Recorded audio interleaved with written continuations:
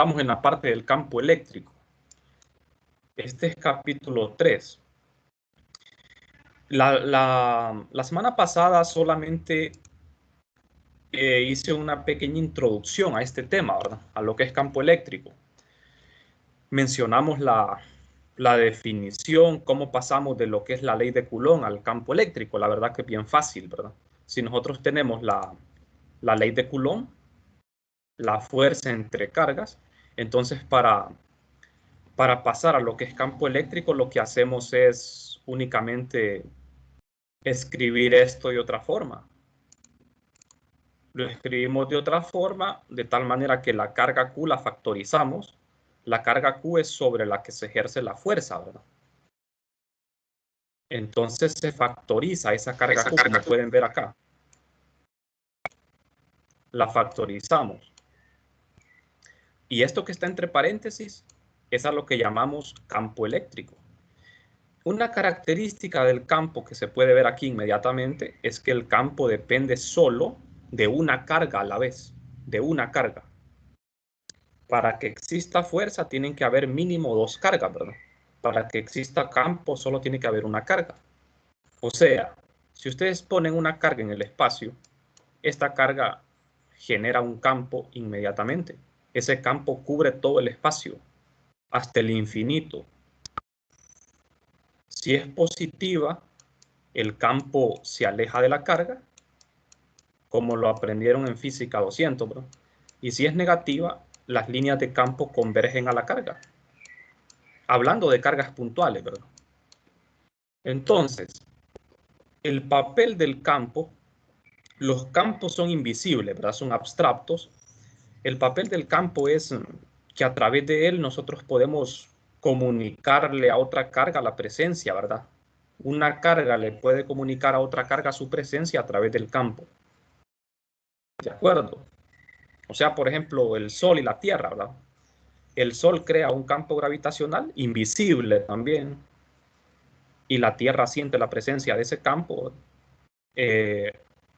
o sea, la presencia del Sol a través del campo gravitacional. Lo mismo pasa aquí en electricidad, ¿verdad? Entonces, eso que ven ustedes ahí en paréntesis sería el campo eléctrico. Estamos hablando de cargas en reposo, la electrostática. Este se llama campo electrostático. Ya si la carga se mueve, entonces aparece también un campo magnético. ¿De acuerdo? Pero por ahora nos vamos a quedar únicamente con el campo eléctrico, ¿verdad? Entonces, esta formulita hay que memorizarla, mira. De aquí pasamos acá. Siempre que yo tenga una carga en un campo, la carga va a sentir fuerza debido a la presencia de ese campo. Entonces, de ahora en adelante, la ley de Coulomb ya no la vamos a utilizar directamente así, sino que la vamos a usar de esta forma, ¿ves?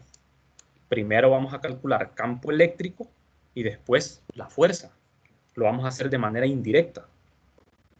Entonces, las partículas que crean el campo se llaman cargas fuente.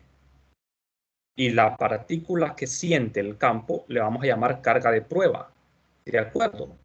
Aunque la carga de prueba también genera un campo, ¿verdad? Lo que pasa es que ese campo no me interesa. El que me interesa es el de la fuente. O sea, para ser más preciso, yo tengo una carga Q. Esta carga crea un campo. En la práctica, ¿cómo sabemos que existe un campo? Por ejemplo, les voy a poner un ejemplo para qué sirve, o sea, el campo eléctrico. O mejor dicho, cómo detectarlo. ¿Cómo podemos detectar algo que no podemos ver? Imagínense que ustedes entran a un cuarto, a una habitación, pero ustedes no pueden ver los campos por ser invisibles, ¿verdad? Entonces, aquí dentro de esta habitación hay una carga que no la podemos ver también, ¿verdad? Porque es muy pequeña, no la podemos ver, pero esta carga genera un campo que llena todo el espacio. Entonces, al entrar al cuarto, ¿cómo sé yo que ahí en ese cuarto hay un campo eléctrico? Pues la manera simple sería usar una carga de prueba. Tomamos una carga de prueba Q sub 0 o Q simplemente, que vendría a ser esta, ¿verdad? Entonces, si yo pongo una carga y esa carga siente una fuerza, se mueve. Cuando las cargas sienten una fuerza, se mueven. Si esta carga de prueba siente una fuerza, o sea, se mueve, significa que existe un campo eléctrico. ¿De acuerdo? Significa que existe un campo eléctrico. Si la carga no se mueve, significa que no existe campo eléctrico. Así de simple. Entonces, la carga de prueba a mí me sirve para eso, para detectar la presencia de campos. ¿De acuerdo? Para detectarlo. Aunque aquí vamos a entrar un poco en conflicto con eso, ¿verdad? Porque a nosotros no nos interesa el movimiento de cargas, porque estamos estudiando electrostática, ¿verdad? Cargas en reposo. Pero en la vida real así es. Cuando una carga siente un campo, se va a mover porque hay una fuerza. Por ejemplo, en los alambres que conducen la electricidad, ¿por qué se mueven los electrones, las cargas? Porque en el cable se activa un campo y el campo hace que las cargas se muevan, ¿verdad? Bueno, pero por ahora olvidémonos de ese tema de la conducción, ¿verdad? En los metales, porque estamos estudiando electrostática. Entonces, por convenio se establecen las líneas de campo. Este solo es un recurso didáctico, ¿verdad? Es un recurso nada más para poder visualizar, ¿verdad? Lo que son algo que es invisible, ¿verdad? Como el campo. Una carga positiva va a generar líneas que se alejan de ella, nacen en la carga y se mueren en el infinito. En el caso de la carga negativa, las líneas comienzan en el infinito y terminan en la carga, convergen a ella. ¿Se acuerdan de la divergencia, verdad? Una carga positiva tiene divergencia positiva, ¿verdad? En este caso, la divergencia del campo sería positiva. Y en el caso de la carga negativa, la divergencia del campo sería negativa. Divergencia positiva cuando las líneas nacen en un punto y se mueren en el infinito. Divergencia negativa cuando convergen a un punto. ¿De acuerdo? Bueno, este es un convenio, ¿verdad? Una característica que tienen las líneas de campo, jóvenes, es que las líneas de campo, o sea, en general, las líneas de campo eléctrico son líneas abiertas, no son cerradas. Eso siempre se cumple. ¿A qué me refiero con eso?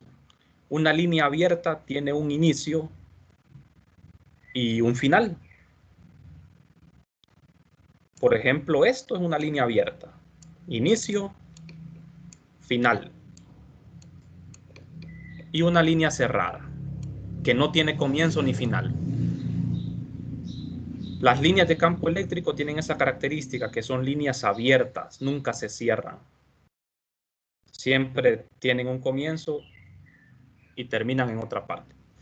Bueno, entonces, lo que les estaba mencionando del campo y la carga de prueba. Nosotros vamos a tomar una carga fuente, ¿verdad? Fuente es la carga, como su nombre lo indica, la fuente del campo, la que me genera el campo eléctrico. A la carga fuente le vamos a colocar una prima, Q prima, siempre. Y la carga prueba es la carga que me va a servir para detectar el campo. ¿De acuerdo? Esta es carga de prueba. Bueno, entonces nosotros, siguiendo la convención, ¿verdad?, de las líneas de campo, aquí, por ejemplo, fíjense, la carga positiva me genera un campo alejándose de ella.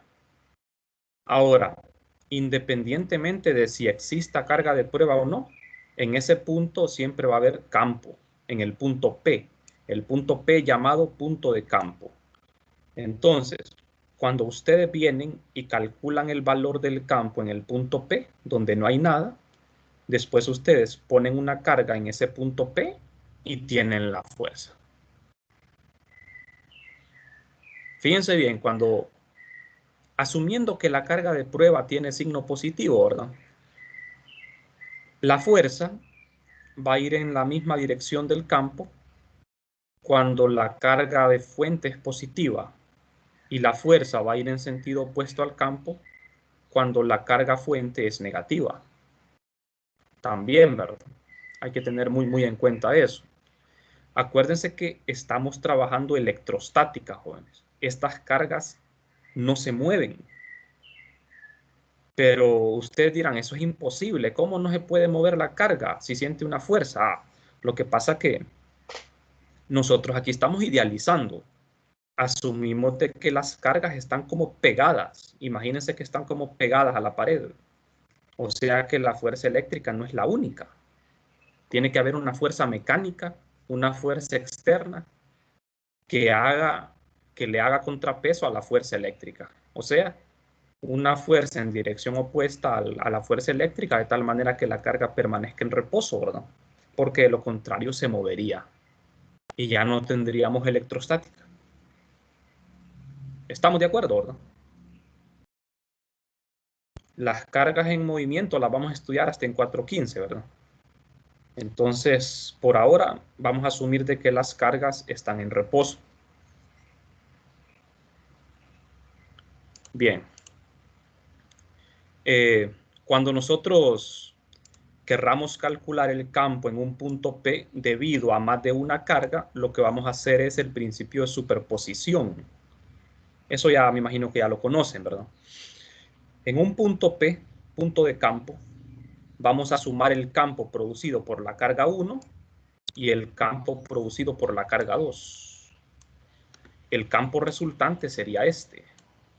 Entonces, si nosotros colocáramos una carga de prueba aquí, multiplicamos la carga por el valor del campo, la superposición. ¿De acuerdo? Esa carga de prueba también produce un campo que afecta a estas cargas. ¿De acuerdo? La carga prueba genera un campo que afecta a la carga Q1 y Q2, o sea que la carga de prueba también ejerce una fuerza sobre Q1 y Q2, pero uno aquí tiene que identificar quién es la fuente y quién es la carga de prueba, quién es la carga que siente la fuerza. Todas las cargas sienten fuerza, lo que pasa es que no podemos calcular las fuerzas al mismo tiempo sobre todas las cargas. Tenemos que aplicarlo a una sola carga a la vez. Bueno, entonces vamos a pasar más un poco más de lleno a la matemática. Tenemos el campo eléctrico ya definido. Ya está definido. Aquí lo tenemos para un sistema de varias cargas. ¿De acuerdo? Esto es superposición lo que tenemos acá. Es la sumatoria de varios campos. Entonces, las unidades del campo, ¿cuáles serían? Serían Newton sobre Coulomb, ¿verdad? Recuerden, para obtener la unidad del campo, hacer uso de la fórmula de fuerza. Cuando tengan duda, ¿verdad?, de qué unidades tienen. Si yo despejo para el campo, tengo fuerza sobre carga. Fuerza es Newton, carga es Coulomb. De manera que es Newton sobre Coulomb. Esa es la unidad de campo. Hay otras unidades de campo, ¿verdad?, que se utilizan bastante en ingeniería, que son los voltios. También, ¿verdad? Voltios sobre metro, quiero decir. Esa unidad también la vamos a utilizar más adelante, pero por ahora vamos a usar Newton sobre Coulomb. Entonces, las cargas fuente también pueden estar distribuidas de manera continua. Recuerden, este es el campo de una distribución discreta. Acuérdense bien de esto. Este es el campo eléctrico de una distribución discreta. Cuando digo discreta, son cargas puntuales. Pero ¿qué pasa cuando yo tengo una distribución continua de carga? Como una esfera, un cilindro, un plano. Entonces el campo ya no lo puedo encontrar de esta forma. Lo tengo que calcular mediante integración, ¿verdad? Entonces, aquí es donde nosotros tenemos que emplear lo que es el concepto de las densidades de carga. Por ejemplo, si yo tengo carga distribuida en una línea cargada, cuando tenemos una línea usamos la densidad lineal, lambda, que se define como carga por unidad de longitud. ¿De acuerdo? Pero lo tenemos que escribir como diferencial, ¿verdad? Diferencial de carga sobre diferencial de línea, DDS. Despejo para el D de Q y tengo lambda por DDS, como ven acá. O sea, jóvenes, vamos a ver. De aquí, del caso discreto, pasamos al caso continuo. ¿Cómo pasamos al caso continuo? Hacemos esto. La constante de Coulomb la podemos sacar de la integral porque es una constante. 1 sobre 4 pi épsilon. Aquí en vez de escribir Q, escribo D de Q. R unitario. Y en el denominador R al cuadrado. Eso es todo. Creo que esto lo vieron en física 200, ¿verdad? Del caso discreto al caso continuo. Tomamos en vez de la carga un diferencial de carga. Ese pequeño diferencial de carga es un pedacito de la línea que tiene carga D de Q. ¿De acuerdo? Entonces, lo que hacemos es que no podemos integrar esto así, ¿verdad? D de Q entre R. Porque la variable integración aquí no queda definida. Queda ambiguo, ¿verdad? Entonces lo que hacemos es que despejamos para el D de Q. ¿Quién es D de Q? Es lambda por DDS. Entonces ese D de Q lo sustituimos acá, ¿ve? Y me queda lambda por DDS entre R cuadrado. Y esto sí ya lo podemos integrar. Porque DDS, ¿quién es DDS? DDS es un elemento de línea, depende de las coordenadas espaciales, X, Y, Z. R depende de las coordenadas espaciales, X, Y, Z. Entonces la integral es función de las coordenadas espaciales, ¿verdad? Se puede hacer la integral. Y lambda también es función de las coordenadas espaciales, R'. Sí se comprende por qué hay que hacer este cambio, ¿verdad? Sí, sí se comprende. Y la integración se realiza sobre la longitud de la línea. Esta línea cargada tiene una longitud L. Entonces se integra de 0 a L en toda la longitud de la línea. Bien. Entonces, hasta aquí vamos bien, ¿verdad? Vamos a ver, vamos a escribir esto. Aquí tengo, miren, para una línea, para una superficie. Cuando hablamos de una superficie, es una integral doble. Tenemos un plano, por ejemplo, un plano que tiene carga. La densidad superficial de carga es sigma, que se define como carga entre área. Y hacemos lo mismo. Despejamos para el diferencial de carga y me queda sigma por el DDA. Fíjense bien. El campo eléctrico, el resultado de la integral es un campo vectorial, es un vector. R aquí es un vector, miren, aquí no hay producto punto, jóvenes. Estas integrales no son de línea ni de superficie. ¿Se dan cuenta? No confundan estas integrales, ¿verdad? Con las que vimos en el capítulo 1.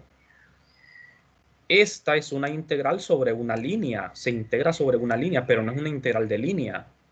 ¿Por qué no es una integral de línea? Una integral de línea se define como el producto punto de dos vectores, ¿verdad? A punto DDS. Y una línea me da una integral de línea me da un escalar. Un número nada más. Esto no es una integral de línea, porque esto me da un vector, el vector campo. Y aquí el DDS no es vector, miren. Es magnitud nada más. Mientras que aquí el DDS es un vector, ¿no? En la integral de línea. Lo mismo en la integral sobre la superficie, miren. Aquí el DDA solo es magnitud. En la integral de superficie, nosotros tenemos un campo, punto, una superficie, el diferencial de superficie, miren. Esto me da un escalar también. Entonces hay que tener cuidado con esto, esos detalles importantes. Bueno, y si tenemos un volumen, usamos la densidad volumétrica, carga sobre volumen, el diferencial de volumen de tau. Bueno, entonces ya tenemos, ¿verdad?, nuestras herramientas de cómo calcular ese campo. Como ven, se utilizan densidades de carga lambda, sigma y rho. Para escribir esto de la forma más general posible, nosotros a las densidades le colocamos la dependencia con R. O sea, cuando yo pongo, no es lo mismo que yo ponga esto a que yo ponga esto. No es lo mismo, ¿verdad? Cuando escribimos esto así en la integral, estamos diciendo de que la densidad es constante. Es constante y la podemos sacar de la integral. Pero cuando ponemos esto así, no es constante, depende de R', porque recuerden que ρ' de tau pertenece a la carga prima, a la carga fuente. Todo lo que tiene prima es fuente. Aquí estamos hablando del campo eléctrico, ¿verdad? Las integrales de campo eléctrico se realizan sobre la carga prima. ¿De acuerdo? Entonces, en algunos problemas les van a indicar a ustedes que la densidad es constante y en otros les van a indicar que la densidad no es constante, pero en ese caso nos tienen que dar la función de la densidad. La densidad puede ser función de la posición, ¿verdad? Entonces, un ejemplo, esto que ven aquí es una densidad variable que depende de la posición. Está en coordenadas esféricas, miren. Creo que ya les había explicado esto, ¿verdad? Esta densidad es una densidad variable que depende de R al cuadrado. A es una constante de proporcionalidad. ¿Por qué tiene que ir esta constante aquí?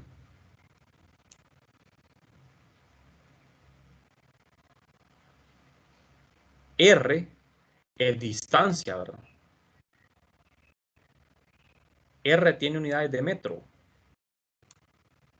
Metro aquí sería al cuadrado. La unidad de la densidad volumétrica de carga es... Metros cúbicos. La unidad es... Exacto. No, Coulomb sobre metro cúbico. Esta sería la unidad de la densidad de carga volumétrica. Carga sobre volumen, Coulomb sobre metro cúbico. Entonces, la constante de proporcionalidad cumple con hace que las unidades de ρ sean las unidades correctas, ¿verdad? ¿De acuerdo? Como R sería metro cuadrado, la unidad de A tendría que ser Coulomb sobre metro a la 5, ¿verdad? ¿Estamos? Para que me quede Coulomb sobre metro al cubo. Entonces, esta densidad que ustedes ven es una densidad variable. Me está diciendo que la densidad aumenta conforme yo me alejo del centro. Imaginen que esto es una esfera. Aquí está el centro. Como la densidad aumenta con R cuadrado, significa que si yo me voy alejando del centro de la esfera, cada vez hay más carga. Cada vez hay más carga conforme me alejo. ¿De acuerdo? Entonces hay que tener cuidado, ¿verdad? Que cuando ustedes vean algo así, estamos diciendo que la densidad depende de la posición. Bueno, las tres densidades que tenemos serían la lineal, superficial y la volumétrica. Si son independientes de la posición, se escriben así, ¿verdad? Vamos a analizar algunos casos, ¿verdad? Para los cuales es muy fácil obtener el campo eléctrico, como ser la línea infinita, el plano infinito de carga uniforme. O sea, vamos a ver, voy a retroceder acá. Fíjense bien. Ustedes ya más o menos van comprendiendo cuál es el método con que se trabaja en estas clases, ¿verdad? En 321, 415, electromagnetismo, nosotros desarrollamos problemas de simetría únicamente. En cada capítulo ustedes van a ver que hay problemas clásicos, problemas que son fáciles, entre comillas, ¿verdad?, de resolver, porque tienen una simetría bastante buena, ¿verdad? O sea, la forma, la configuración. Entonces, cuando hablamos de campo eléctrico, hay sistemas que nosotros podemos resolverlo fácilmente y hay sistemas que no los podemos resolver, ¿verdad? Porque se nos complica mucho la integral, ¿verdad? Para una geometría muy difícil, la integral cada vez se complica más. Entonces, hay dos problemas que son clásicos, que es el de la línea infinita y el del plano infinito. También está el problema de la esfera. Es un problema bastante importante, un problema clásico. En el capítulo 1, en el capítulo 2 ya les enseñé cómo resolver el problema de la esfera, ¿verdad? Para la fuerza. Entonces aquí vamos a resolver el problema de la esfera para el campo, que es parecido. Bueno, entonces, vamos a ver. ¿Por qué el problema de la línea infinita y el plano infinito? ¿Por qué tiene que ser infinita la línea y el plano tiene que ser infinito? Estos sistemas no existen en la vida real, ¿verdad? En la naturaleza no existen ni líneas infinitas ni planos infinitos. Estos sistemas son ideales. Aquí en la clase los podemos resolver de manera fácil, pero son muy buenos ejemplos, porque nos ayudan a hacer aproximaciones, ¿verdad? Y a ver, a poder entender casos más particulares. Entonces, si la línea no fuese infinita, sino que fuese de tamaño finito, solo podríamos calcular el campo para ciertos casos. Por ejemplo, supongamos de que esta línea es atravesada justo a la mitad por el plano XY, ¿verdad? Entonces, en el plano XY, en cualquier punto del plano XY, podríamos calcular el valor del campo. Pero ya para un punto que no está en el plano, ya sería muy difícil hacerlo. Sería muy difícil. Entonces, cuando hablemos de líneas infinitas, plano infinito, el problema tiene una simetría muy buena y se puede resolver con bastante facilidad. Eso de la simetría lo van a entender mejor cuando estudiemos la ley de Gauss, ¿verdad? Les voy a explicar mejor eso de en qué consiste hoy la simetría, ¿verdad? Bueno, entonces vamos a ver un ejemplo, el de la línea infinita de carga uniforme. Cuando a mí me dicen carga uniforme, me están diciendo que la densidad es constante. ¿De acuerdo? A eso se refiere. Carga uniforme, densidad constante. Entonces, yo tengo una línea infinita que coincide con el eje Z, en la cual la densidad es constante. Vamos a colocar el punto de campo sobre el plano XY. Pero la verdad que esto da igual donde ponga el punto de campo, porque como es infinita, eso no va a afectar nada. Si el punto está en el plano o no está en el plano, da igual. Esa es la facilidad, ¿verdad?, que me ofrece el hecho de que sea infinita. Bueno, entonces, vamos a calcular el campo en el punto situado a una distancia ρ del origen. Vamos a utilizar coordenadas cilíndricas. También se puede hacer en cartesiana, ¿verdad? Pero sale más fácil en cilíndricas. Entonces, esta es la figura que nos da el libro. Es una línea infinita que coincide con el eje Z. La línea está cargada.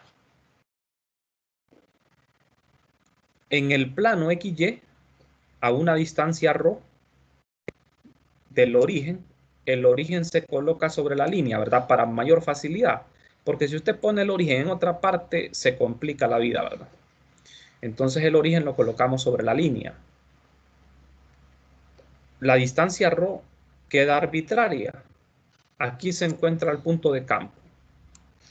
Bueno, entonces, lo que nosotros hacemos es establecer los vectores de posición.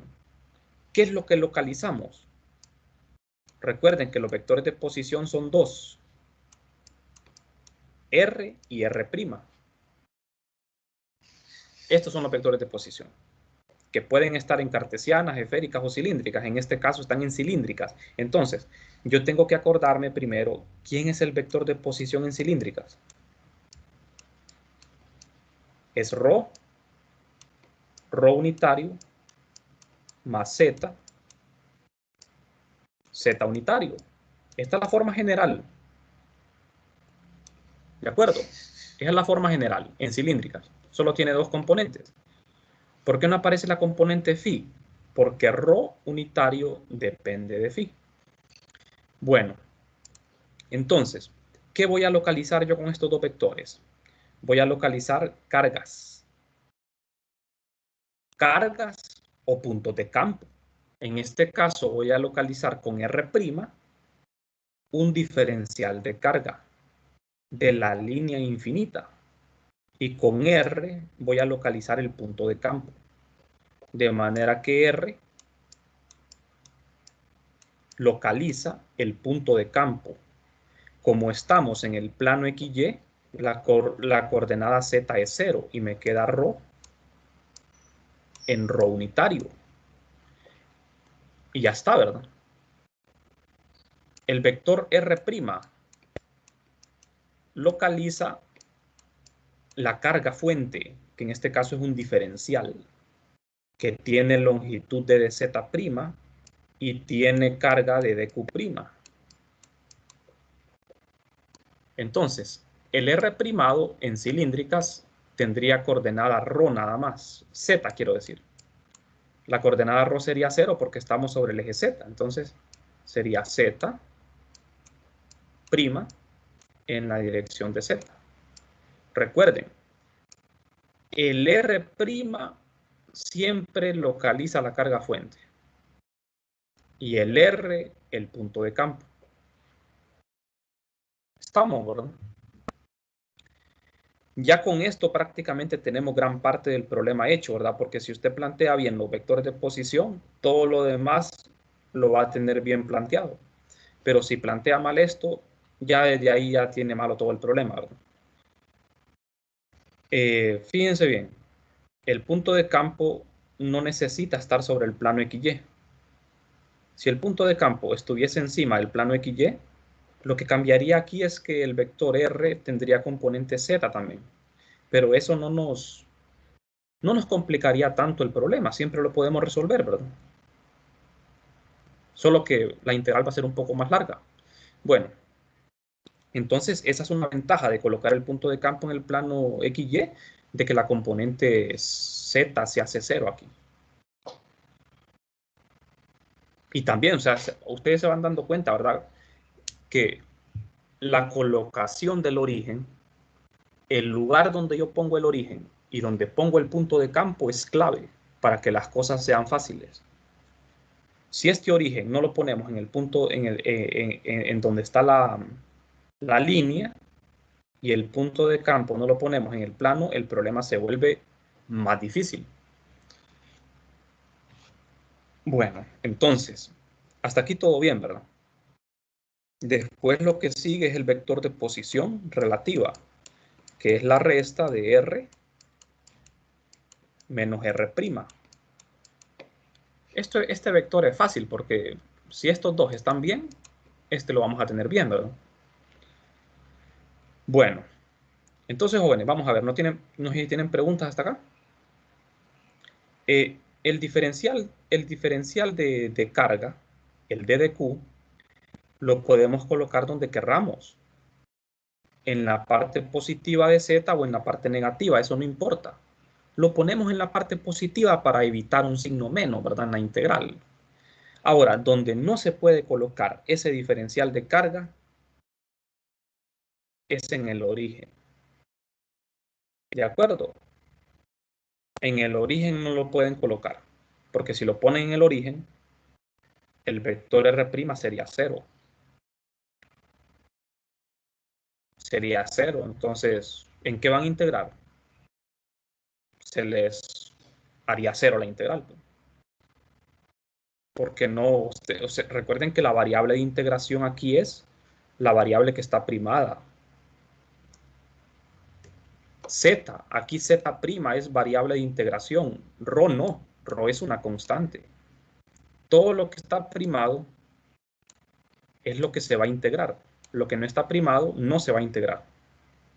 ¿Estamos?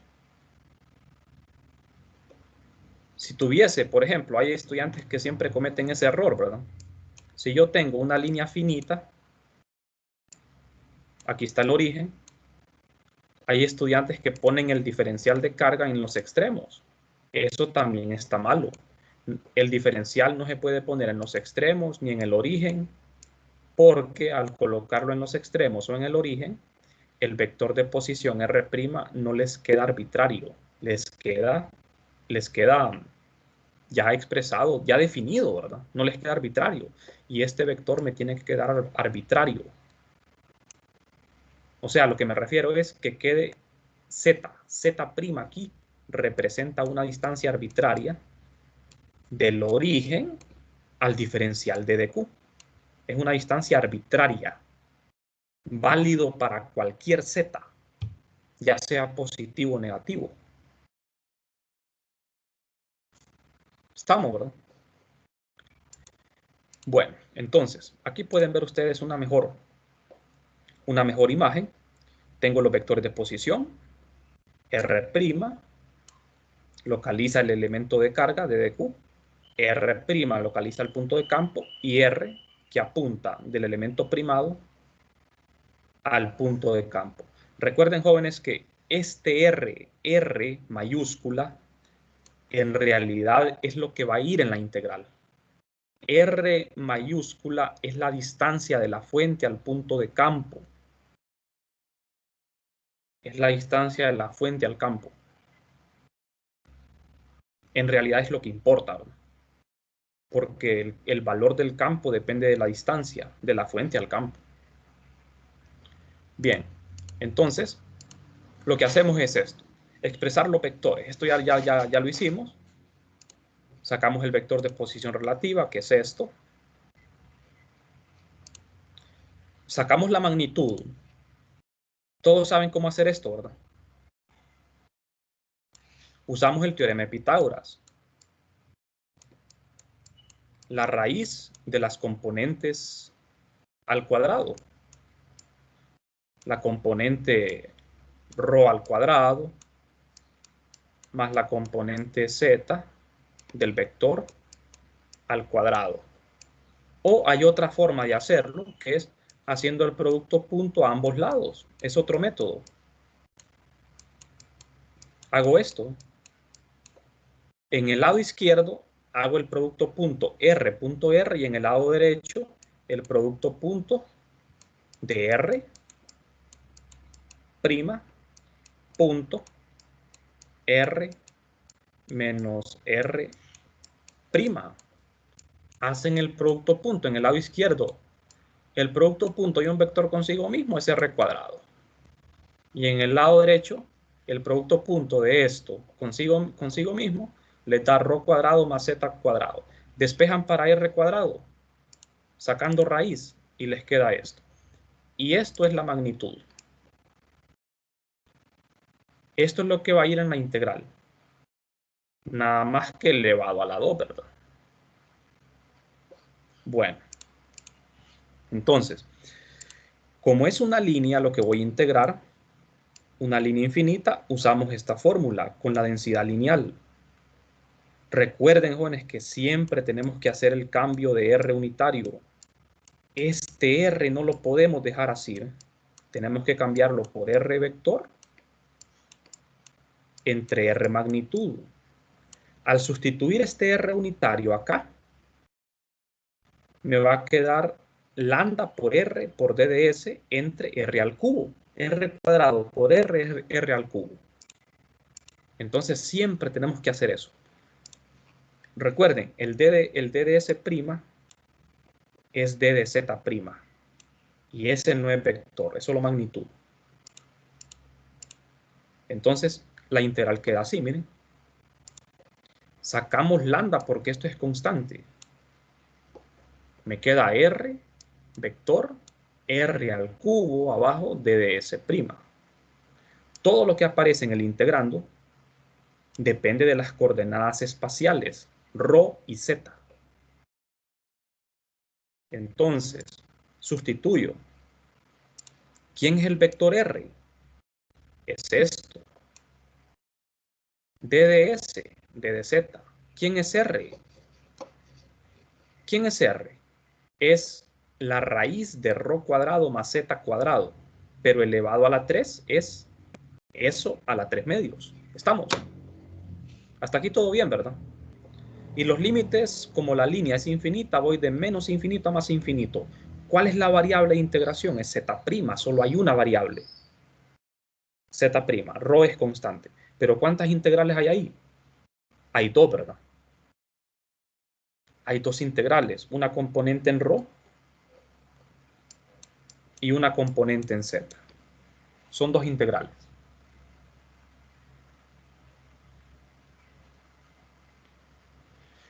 Bien, no sé si tienen preguntas.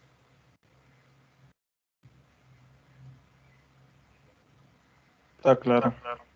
Entonces, vamos a ver. Tenemos dos integrales en ρ y z. Las hacemos por separado.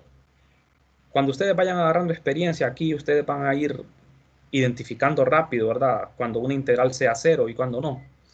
Entonces, la integral en ρ. Vamos a ver, jóvenes. Una pregunta aquí. Pregunta clave aquí. ¿Puedo hacer esta integral así como está o no? Se puede.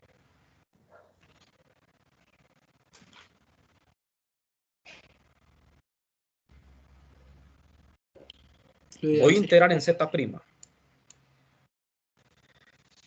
Ρ es constante. Este ρ lo puedo sacar acá. ¿Se puede integrar esto? Así como está.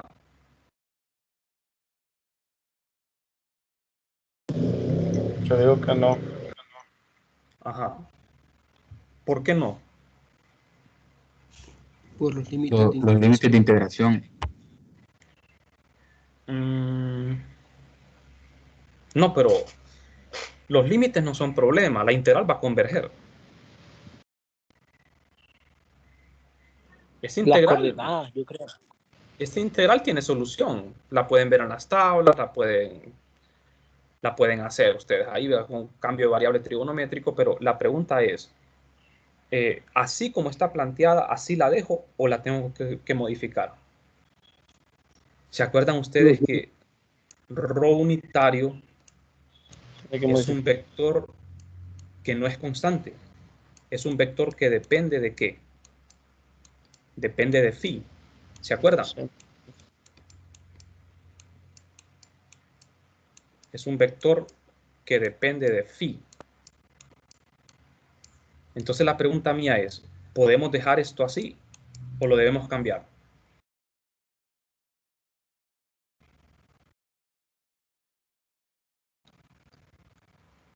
Porque ya hemos hecho integrales así, ¿verdad?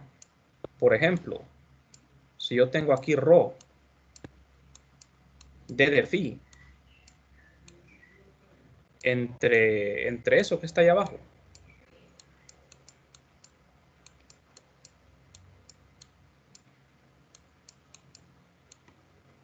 Vamos a ver. Esta integral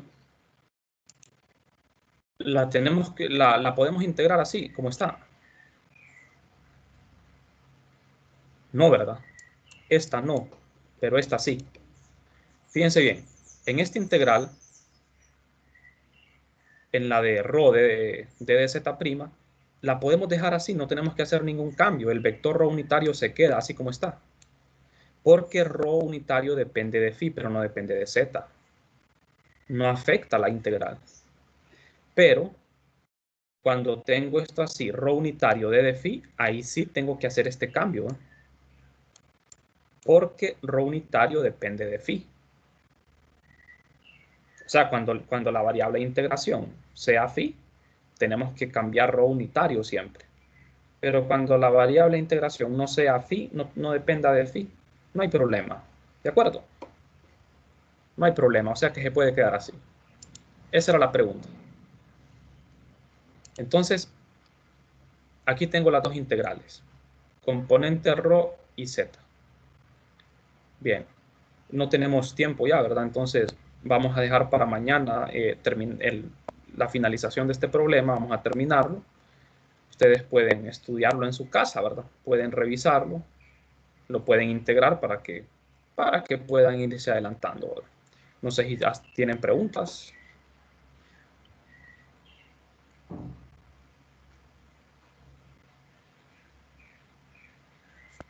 Bueno, si no hay preguntas, entonces podemos finalizar por hoy, ¿verdad?